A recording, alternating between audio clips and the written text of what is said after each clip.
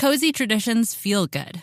And that includes your fall makeup look. From lashes for days to enhancing a smoky eye with your favorite shade of brilliant eye brightener, Thrive Cosmetics is your go-to for completing every fall look. Plus, every product is 100% vegan, cruelty-free, and made with clean, skin-loving ingredients. Go to thrivecosmetics.com/cozy for an exclusive offer of 20% off your first order. That's Thrive Cosmetics, CAUSEMETICS.com/cozy. NetCredit is here to say yes to a personal loan or line of credit when other lenders say no. Apply in minutes and get a decision as soon as the same day. If approved, applications are typically funded the next business day or sooner. Loans offered by NetCredit or lending partner banks and serviced by NetCredit. Application subject to review and approval. Learn more at netcredit.com/partner. NetCredit. Credit to the people.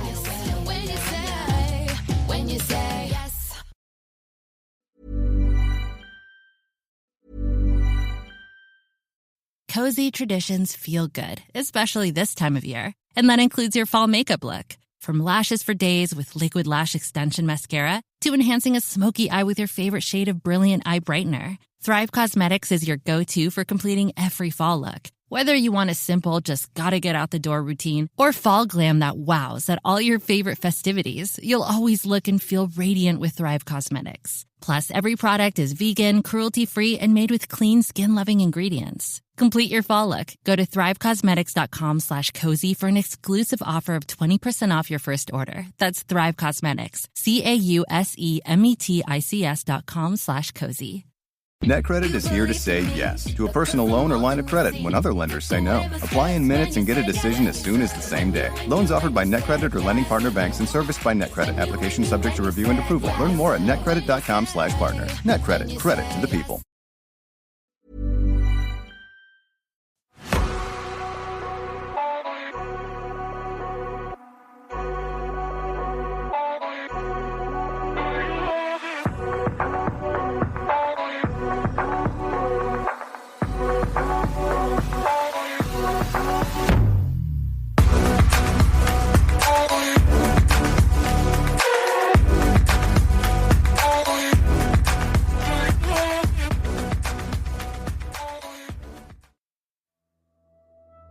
Hello, I'm Sarah.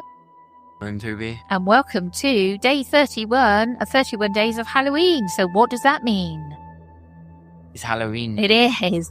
Have a brilliant Halloween, everybody. Yes, happy Halloween. I've got 3 spooky stories to share today. I'll get straight into them. Are you ready? Or the first story. Yes, I am. The intercom in my room talks to me, but it's disconnected. So I'm a college student, 18 female, and all the residential areas on campus have a different name: Highland, Park, Historic, and North. I chose to live in the Historic district because it was the one with the most greenery. It was close to all my classes, and my brother stayed in the same dorm when he went to my uni.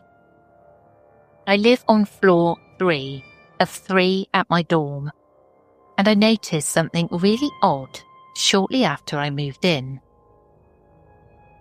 There's an intercom right on the wall at the foot of my bed. I inquired about it at the front desk, asking if it was hooked to the desk or campus security, anything like that. The desk assistant had no clue what I was talking about and directed me to the most popular RA in the building. I asked him about the intercom, and he told me the story as follows.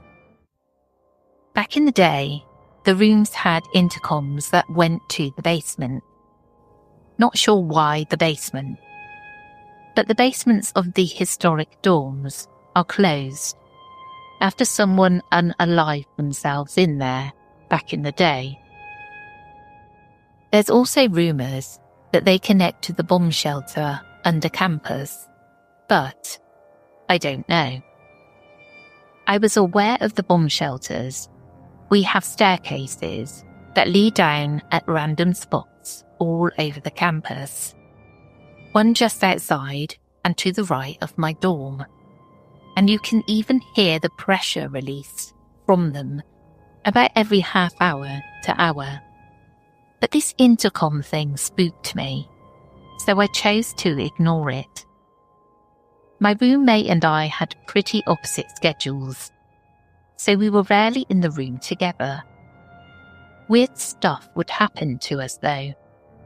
I'd be working at my desk and would hear a woman go, "Hello," who I'd assume was my roommate or friend from down the hall.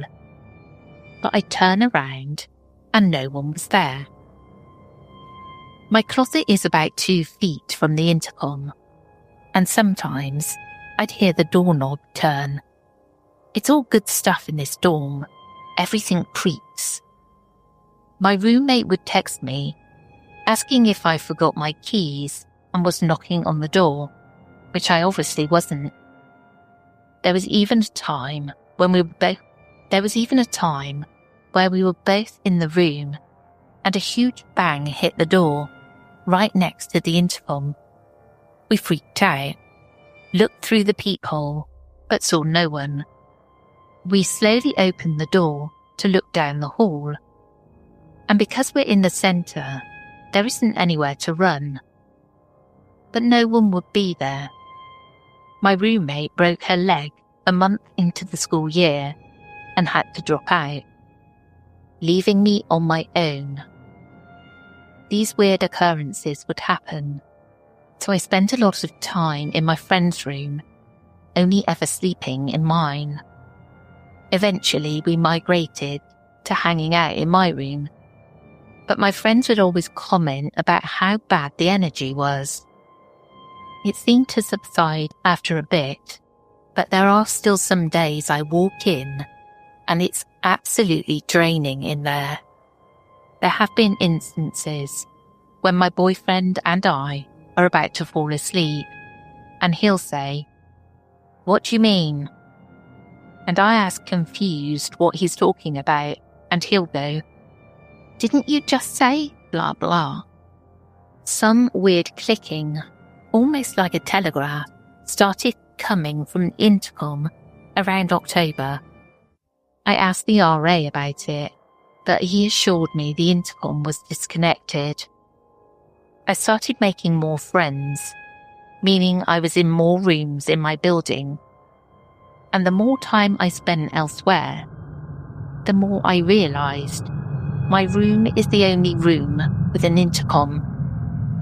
I have a picture of it, and I'll try to attach it in the comments or something. But even as I write this, I have an uneasy feeling, like I shouldn't be saying this. Edit. Here's the photo of it, and I'll put a link in the podcast notes. That's creepy, isn't it? Yeah. I also really love it, and I wish I'd gone to university when I was younger and stayed in digs and had creepy stuff like that happen. Yeah. Molly's in digs at the moment on site, but they're brand new, so I doubt if it's going to be haunted. What's digs, bruv? Digs is like, you get these apartments, sometimes they're on campus, like on the university, and the students live in them. Oh, yeah. Yeah, that's where Molly is at the moment. Loving life. She got Partying. she got flatmates. I think there were about 6 of them all together.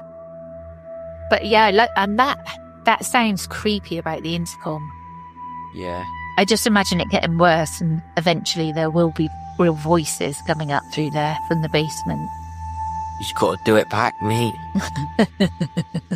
Pretend you're one of them. Yeah, exactly that. Are you ready for the second story? Yes, I am. Owl Hollow. I honestly don't know why I'm even writing this. It's not like anyone's going to believe me anyway. Maybe it's just to get it out of my head. Maybe it's some kind of warning. I don't know. Last October, I went hiking alone near Mount Hood. I was trying to get away from everything. Work, noise, people. I found this spot on an old Forest Service map called Owl Hollow near Jordan Creek. Sounded perfect. Secluded, quiet, barely even mentioned online. The first few hours were fine, peaceful even. Just the sound of the creek and my boots crunching gravel. It felt good, like I could breathe again. But sometime in the afternoon, that feeling started creeping in. You know the one, like somebody's watching you. At first I tried to shake it off, told myself I was being stupid. Big woods, alone, of course you're going to feel jumpy. But it kept getting worse. Around 3 p.m, I looked off the trail into the trees, and there were a pair of eyes staring at me through the brush. Not blinking, just watching. It wasn't a deer. I know what deer look like. This was different. Lower to the ground, wrong shape, no sound at all. I kept hiking, probably faster than I should have. About an hour later, I came around a bend and they were there. A man and a woman standing in the middle of the trail. I don't know how to explain it. Everything about them just felt off immediately. Their clothes were weird, like they'd walked out of an old photograph. Faded colours, stiff fabric, almost dusty. I tried to say hello, maybe ask if they needed help, but my voice just kind of died. They didn't say anything either, just stared. And when they passed me, they both turned their heads at the same time and smiled. I can't even describe it right. It wasn't human. Their mouths stretched way too wide, and their teeth were wrong, sharp and dirty. And their eyes turned black. Not like dark irises black, like bottomless pits. I almost threw up. I almost ran, but they just kept walking, like nothing had happened, disappearing into the woods behind me. I should have left right then. I should have turned around, sprinted back to my truck, never looked back. But I didn't. I kept going. Dumbass. By the time I set up camp that night, my hands were shaking so bad I could barely get the tent up. It didn't matter. I wasn't sleeping anyway. As the sun went down, the woods around me got wrong. Too quiet, no birds, no bugs. Nothing but the creek and the sound of my own heart pounding in my ears. Then I started seeing them. First one, then two, then more. 17 or 18 of them, crouched in the trees, peeking from behind rocks, half buried in the tall grass. All with the same twisted smiles, all with those black eyes.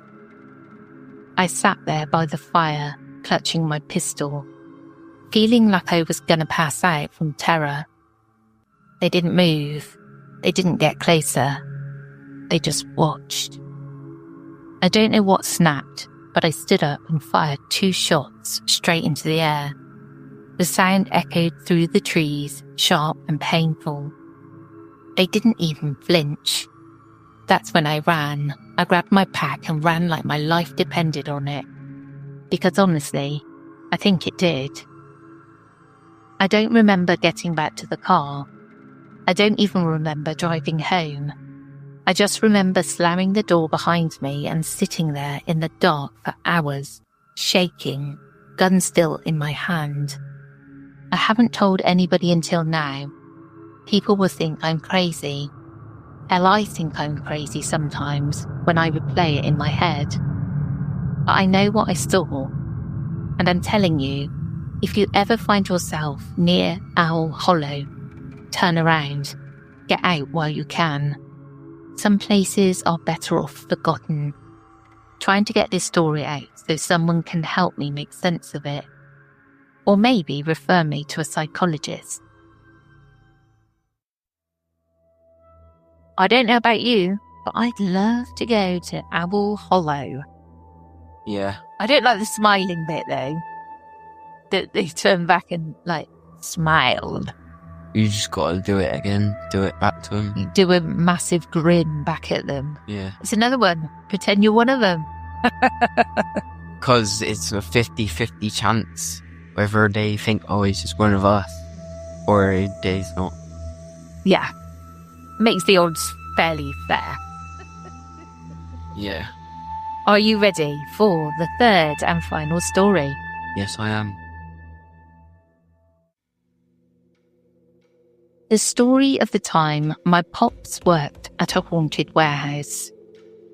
My pop is by far one of the most fearless men I've ever met. Here's why. My pop worked as security at a plant warehouse, and he also controlled the gate to let people in and out of the premises. He worked from 5 p.m. to 7 a.m. During each hour, he had to walk around the plant and had to turn the key at these boxes, placed in each department, and this box would basically log in each time he keyed the box, which would let the boss know the time his rounds were completed. Well, this plant was huge and had 2 floors. Around 7 p.m, he would be the only person in the premises. Usually around midnight is when things got weird. Incident 1. One night during his rounds, he was walking like normal, and he would hear this sound like pebbles were being thrown as he walked.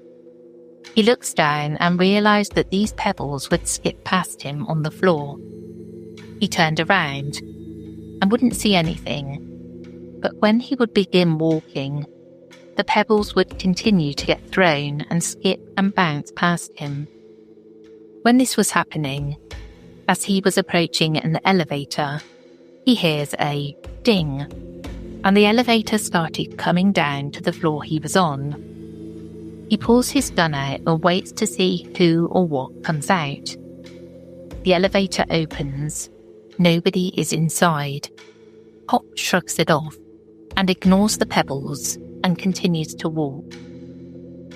As he turns the corner, he notices a pallet jack, the thing people use to move around pallets, hovering in the air. Now, mind you, he's the only one on site, and no machine is running, so it's really quiet. As he looks at the pallet jack hovering, it suddenly crashes to the floor, making a horrifically loud sound. He doesn't panic, but he continued his rounds while holding his Glock 19. Incident 2. Around the same time on a different day, as he's making his rounds, he notices someone walking on the other side of the floor he's on. The guy turns, glances at my pop, while continuing to walk. Pop realises that usually some people stay over who work in the offices, but he recalled letting the last person out of the gate around 8:30 p.m. He goes to confront this man he saw that was walking towards a door that had chains on them. As he gets to where the man was heading, he realises the chains were still there, and he couldn't understand where he went all of a sudden. He would have passed my Pop when he realised he couldn't go out of that door. Pop continues to look for him. He's nowhere to be found. Incident 3. My dad was to train a retired Marine who always talked pretty tough. So my dad trains him. But the next night, the Marine goes in to replace my Pop for that night. Around 11 p.m, he calls my Pop to tell him that he's hearing something shuffling around on the top floor. and asks Pop, are there any people still there? Pop tells him that there's absolutely nobody there and that he should already know that because he's the guard on duty, and that the last person usually leaves between 7 to 8 p.m. While on the phone, he begins to hear the shuffling again and asks Pop can he hear it over the phone. My Pop does and tells him to finish his rounds, which would eventually lead him upstairs. The Marine, obviously scared, says okay and hangs up the phone. Pop gets a call back from the Marine, letting him know he's now outside, waiting for the police to come. Pop asks why, while putting his clothes on to get there. The Marine tells him when he walked up to the second floor, all the furniture was now shifted all to one side of the warehouse and stacked on top of each other. He sounded horrified.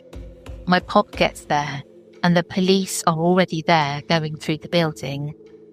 A couple of police took pictures of the stacked furniture.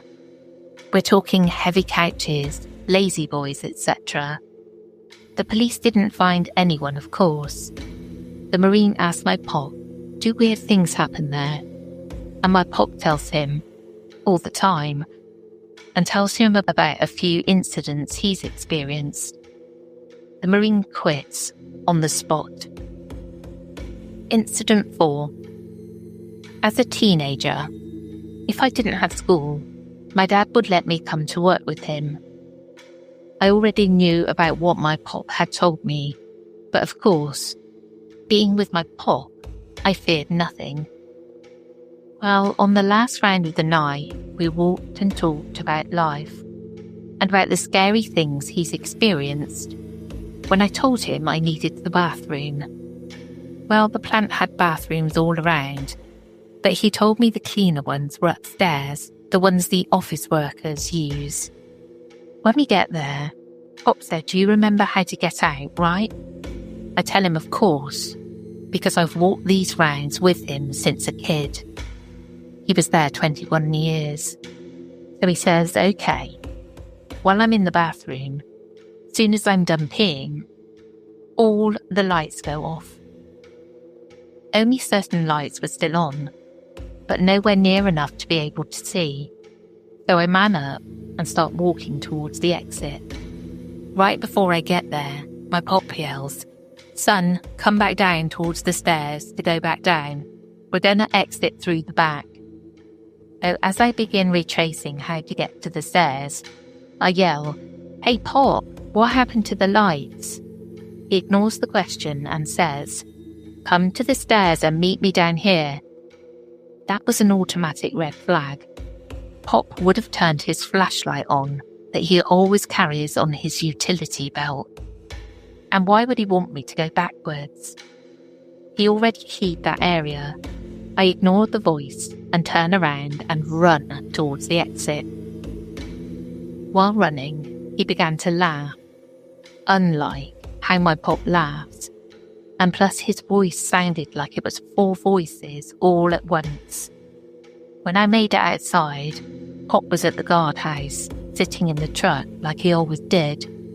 The guardhouse is small and got stuffy during the summer. When I got to the truck, my Pop knew I'd experienced something. I told him what happened, and he seemed more scared for me than I was. Incident 5. This company my Pop worked security for made and sold expensive brand furniture, with Harley Davidson being one of the most sold. Anyways, they had a presentation set for a Friday with foreign buyers coming to the presentation. They had areas set up like a home, using a specific name brand product. I remember it was the summertime because I was there with my Pop doing rounds with him, and we'd walked past the presentation area a few times. And Pop would show me the products and the prices of them, which were ridiculously expensive. Well, during one round, As we were walking, my pop put his arm in front of me to basically stop me in place, being protective of his 14-year-old son.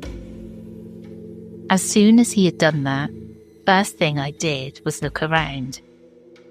And sitting at a distance, on one of the Harley-Davidson Lazy Boy chairs, was a figure, just sitting there, looking forward. My pop called over to the person, but didn't get anything back. No movement, no nothing. So Pop told me to stand there, and I said, "Hell no. You're not going to leave me there." So we slowly walked towards the person. Each step we took, the person would become more and more transparent. When we noticed that, we stopped. Pop called out again to the figure, and as soon as he did, whatever it was stood up, turned towards us, took 3 steps, and vanished. Incident 6.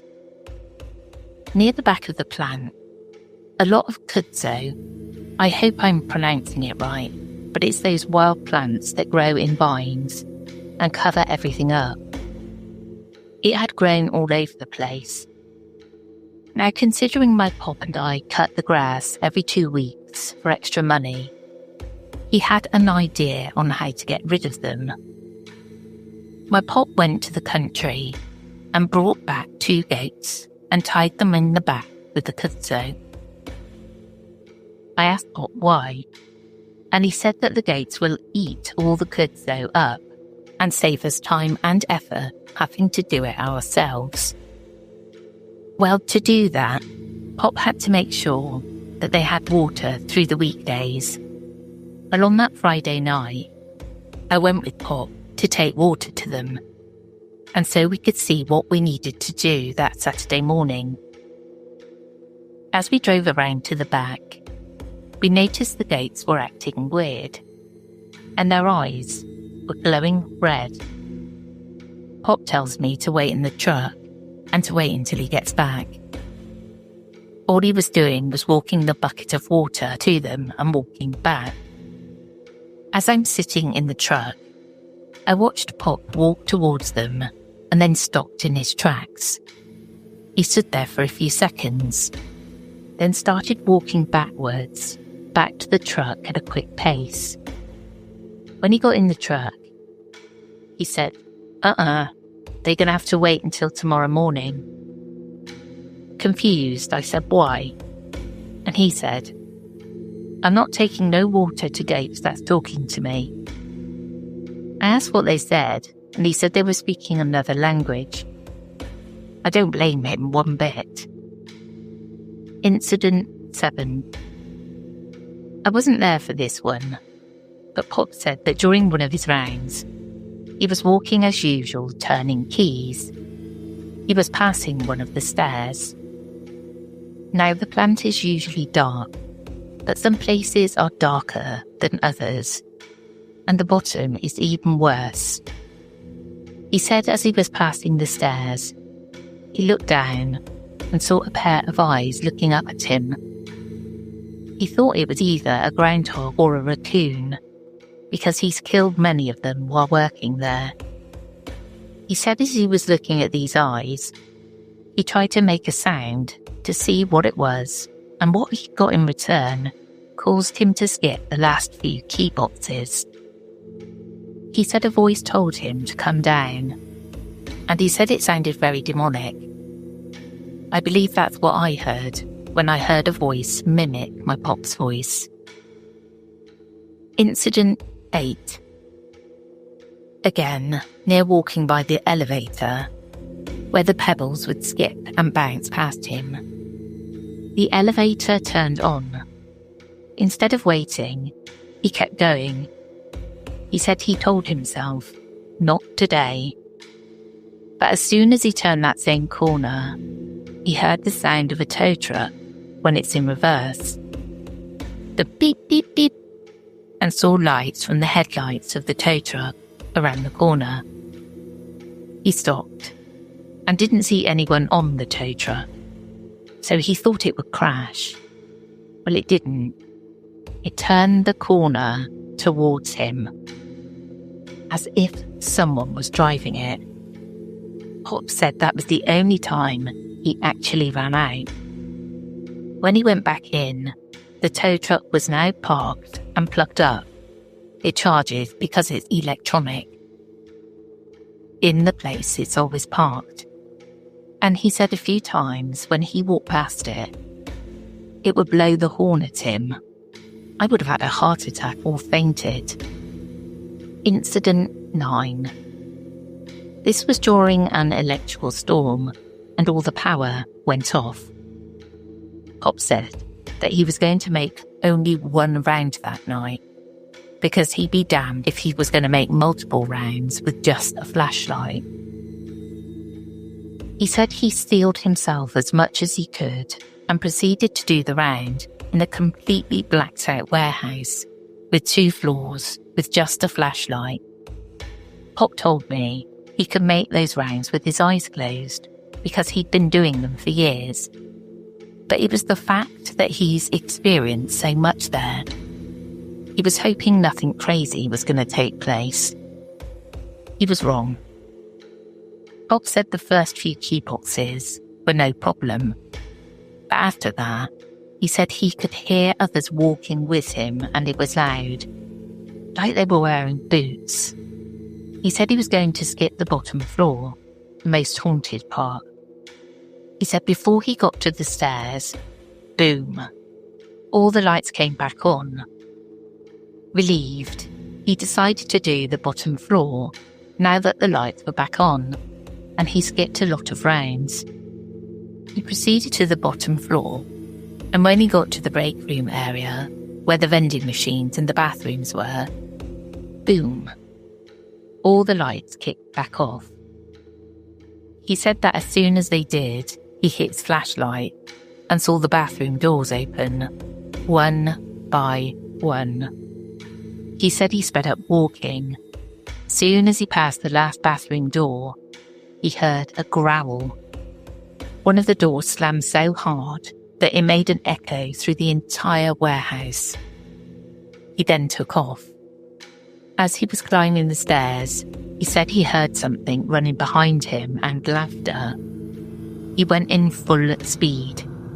He also said, right before he reached the exit door, it sounded like whatever it was running on its heels.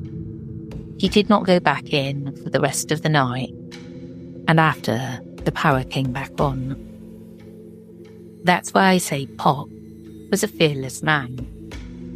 I would have quit a long time ago. Cozy traditions feel good. And that includes your fall makeup look. From lashes for days to enhancing a smoky eye with your favorite shade of brilliant eye brightener. Thrive Causemetics is your go-to for completing every fall look. Plus, every product is 100% vegan, cruelty-free, and made with clean, skin-loving ingredients. Go to thrivecosmetics.com/cozy for an exclusive offer of 20% off your first order. That's Thrive Causemetics. CAUSEMETICS.com/cozy. NetCredit is here to say yes to a personal loan or line of credit when other lenders say no. Apply in minutes and get a decision as soon as the same day. If approved, applications are typically funded the next business day or sooner. Loans offered by NetCredit or lending partner banks and serviced by NetCredit. Application subject to review and approval. Learn more at netcredit.com/partner. NetCredit. Credit to the people.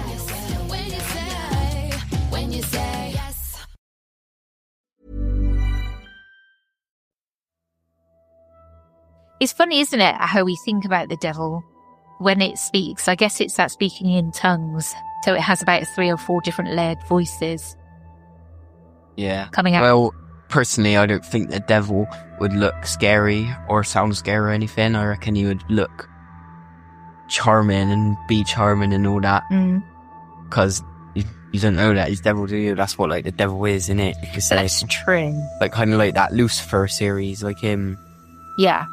The Devil's Advocate, I didn't watch Lucifer, but The Devil's Advocate I did, and it's Al Pacino. He is the devil And Keanu Reeves is his son, but he doesn't know it. It's brilliant. Nah, mate. Keanu Reeves is John Wick and Al Pacino is Scarface.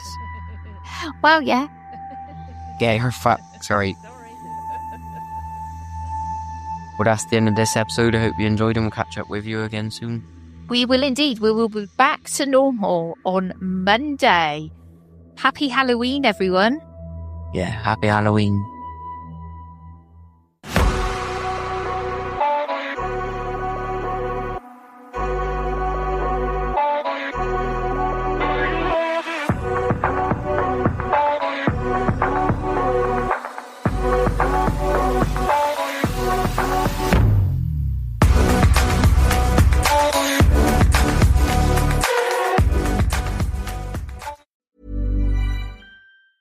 Cozy traditions feel good, especially this time of year. And that includes changing up your makeup look for fall. From lashes for days with the viral Liquid Lash Extension Mascara to enhancing a smoky eye with your favorite shade of Brilliant Eye Brightener, Thrive Causemetics is your go-to for completing every fall look. Whether you want a simple, just gotta get out the door routine, or fall glam that wows from the office to all your favorite fall festivities, you'll always look and feel radiant with Thrive Causemetics. Plus, every product is 100% vegan, cruelty-free, and made with clean skin-loving ingredients. And for every product purchased, Thrive Causemetics donates to help communities thrive. So every time you use your favorite Thrive Causemetics product, you're helping communities you care about too. Complete your fall look. Go to thrivecausemetics.com/cozy for an exclusive offer of 20% off your first order. That's Thrive Causemetics, CAUSEMETICS.com/cozy.